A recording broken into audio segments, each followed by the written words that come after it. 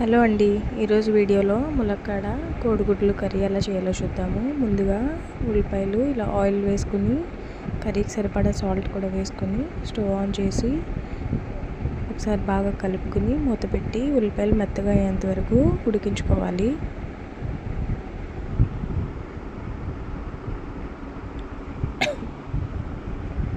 ఉల్లిపాయలు బాగా మగ్గిన తర్వాత ఇందులోకి కట్ చేసి పెట్టుకున్న టమాటాలను వేసుకుని ఇది కూడా ఒకసారి కలుపుకొని మూత పెట్టి టమాటాలు మెత్తగా అయ్యేంత వరకు ఉడికించుకుని ఇందులోకి పచ్చిమిరపకాయలు, కరివేపాకు, కట్ చేసి పెట్టుకున్న ములక్కాడ ముక్కలు కూడా వేసుకుని కలుపుకుని ములక్కాడ ముక్కలు మెత్తగా అయ్యేంత వరకు ఉడికించుకోవాలి. ఇప్పుడు ఇందులోకి కొంచెం పసుపు, కారము వేసుకుని బాగా కలుపుకుని కారం పచ్చివాసన పోయిన తర్వాత కొద్దిగా చింతపండు రసాన్ని అలాగే కర్రీకి సరిపడా వాటర్ కూడా వేసుకుని మూత పెట్టి కర్రీ దగ్గర పడేంత వరకు ఉడికించుకోవాలి. ఇప్పుడు ఇందులోకి ముందుగానే ఉడికించి పెట్టుకున్న కోడిగుడ్లు కూడా వేసుకుని